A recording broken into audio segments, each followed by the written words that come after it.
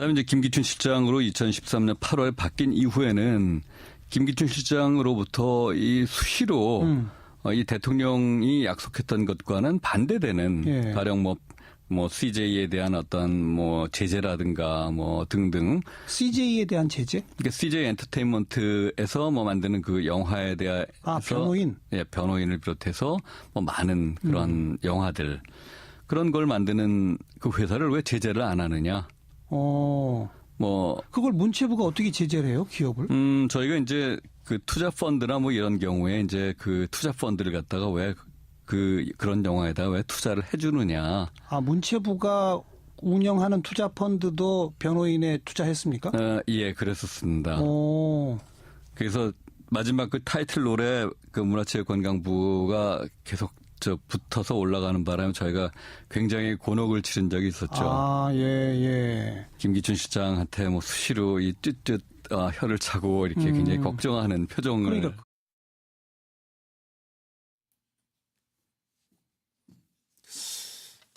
문화융성은커녕 문화예술인 블랙리스트로 뒤통수를 친 거 아닌가. 정무수석실이 작성했고 문화계 블랙리스트 10,000명이 넘는다는 거 아닙니까? 그리고 관리 지침 따라서 수시로 업데이트했다는 겁니다. 문재인, 박원순 지지자 그리고 세월호 시국선언에 참여한 자 등 블랙리스트 인사 각종 정부 지원 사업에서 배제됐다. 유진용 장관, 김기춘 영화 변호인 보고 혀차면서 걱정했다. CJ 이미경 부회장 VIP한테 제대로 찍혔다. 조원동 수석. 고은 시인은 노벨상 수상자 양성 좋아하네. 구역질하는 정부 아니에요? 정호승 노무현 재단에서 특강했다고 리스트에 올랐어요. 김영임 청계산 아리랑 불렀다. MB 편이라고 리스트 올렸다네요. 정말 왜 이랬을까요? 이걸 보면서 느끼는 박근혜 정부를 한마디로 김광덕 본부장부터. 예. 이거는 직권 남용을 넘어서 헌법에 분명하게 훼손한 거다. 네. 헌법에 사상과 표현 그리고 양심의 자유가 있지 않습니까? 예. 그거에 대한 정면 위배라는 점에서 예. 있을 수가 없는 얘기고요. 네. 특히 국민 혈세, 이 예산을 갖고 어떤 사람들은 이념과 노선의 잣대로 예. 어떤 사람들은 지원을 해주지 말라 그러고 네, 오히려 그러니까요. 거기서 아마 깎은 거를 네. 그 최순실이 하는 사업 예산으로 늘리려고 그랬는지 모르겠는데 네. 어떻든 그러한 국민 혈세를 마음대로 이런 네. 잣대에서 했다는 거는 있을 수가 없고 예. 그것만으로 국기 문란이 됩니다. 네, 황태순 평론가님. 한마디로 난장판이죠. 예. 난장. 이런 난장이요? 난장 아시지 이런 않습니까? 예전에 보면 막 여기저기 펼쳐있는 장선 난장이라고 그러는데요. 난전이라고도 하죠. 예. 저는 이 보면 유진용 장관의 저 양심 선언을 보면서 예. 저 사람 훌륭하다 이런 생각이 안 들어요. 역대 보면은 사실은 보면 보수 정권, 진보 정권 할 거 없이 사실 돈 갖고 예술인들 갖고 장난쳐 왔습니다.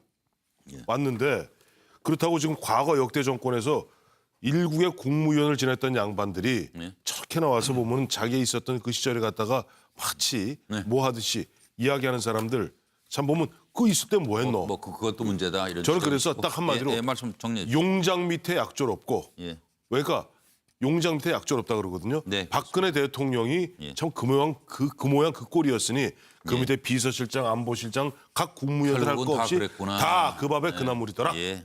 그래서 난장판. 저는 예. 유신 정권 시즌 2다. 그 아버지의 그 딸이다. 이렇게 아이고. 말씀을 드리고 싶습니다. 예, 예. 이 블랙리스트 지금 재벌들한테 돈 걷어들이는 것도 박근혜 대통령이 한 네, 그 네. 수법은 박정희 대통령이 재벌들한테 걷어들인 거 똑같은 수법입니다. 이 블랙리스트 뭐 유신 정권 때 알지 않습니까? 예. 대중가요. 예. 뭐 김민기 아침 이슬은 말할 정말 것도 없고 그 키다리 아저씨 뭐 이런 것도 금지곡을 시켰어요. 지긋지긋했어요. 박정희 대통령이 키가 작은데 그거 비아냥되고 되는 거 아니냐 해갖고 금지곡을 시킬 정도로 뭐 노동, 언론 뭐 할 거 없이 모든 부분에 블랙리스트를 만들어가지고 단합했던 게 바로 유신 정권이에요. 거기서 배운 거예요. 그래서 지금 이 정권에 와서 또 이런 블랙리스트를 만들어서 뭐 언론, 문화 모든 부분에 대해서 지금 문화 부분만 나와 있었지 언론 쪽에 블랙리스트가 없는지 저도 아닙니까? 지금 다 그게 있습니다. 나왔으면 좋겠어요. 네, 다 있고 최근에는 하나에 키워가지고 유신 박정희 대통령이 군부를 또 통제했듯이 최근에 뭐 알자회라는 그런 것을 또 쓱 키워가지고 군부를 장악하려다는 얘기가 지금 알자회. 나오고 있지 않습니까? 알자회죠, 알자회. 그러니까 유신 정권 투예예요. 그러니까 예, 그 아버지의 알겠습니다. 그 딸 네. 이렇게 얘기하는 것이 아주 정확할 것 같아요. 네. 차명진 전. 네. 요 그림 봐주시면은 이게 아마 몇 달 전에는 제가 이렇게 하려고 그랬으면 제작진이 또 못하게 했을 거예요. 지금 박근혜 대통령은 1950년대 자기 아버지가 5.16 쿠데타 했을 때 그때를 지금하고 동일시한 거 아닌가. 그래가지고 소위 말하면 무력으로 이게 세상을 통제할 수 있다고 생각 아닌가. 가운데 박근혜 문화로, 대통령 문화로. 무력으로 형성. 응? 무력으로 문화를 통제할 수 있다고 생각한 거 아닌가 이거죠. 가운데 박근혜 대통령, 오른쪽에 김기춘, 왼쪽에는 알아서 생각하시고요.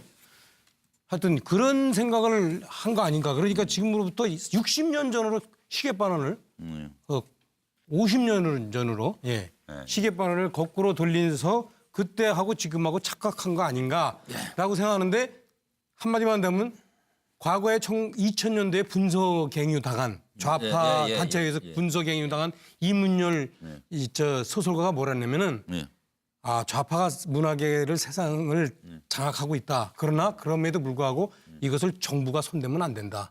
당연하죠. 내부에서 이 어떤 자정 작업이 있어야 된다. 이렇게 얘기를 했어요. 소설가 한강 씨도 들어가 있다는 거 아니에요? 예. 그리고 뭐 상 받았죠.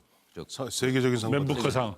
그 상 받았을 땐 또 축하 드립니다. 원래 그런 거예요. 해놓고 채식주의자가 뭐 리스트에 무슨 그건 아닐 것 같고 뭐 소년이 온단가 그게 이제 광주 사태를 다룬 겁니다. 그렇기 때문에 그것 때문에 아마 넣은 것 리스트 같아요. 올라간 것 같아요. 정기현 의원은 저는 사고 체계나 사고 방식, 의사결정 방식이 우리가 상식적이고 정상적이다 이런 기준으로 보면 대통령이나 최순실을 설명할 수 없다고 저는 보고요.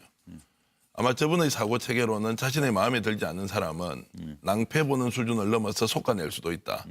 그리고 그런 사람이 한두 명이 아니라 수백 수천 명이 되더라도 국가 권력을 동원하면 언제든지 그들을 내 눈앞에서 사라지게 할 수 있다. 이런 과잉 확신을 갖고 있던 게 아닐까요?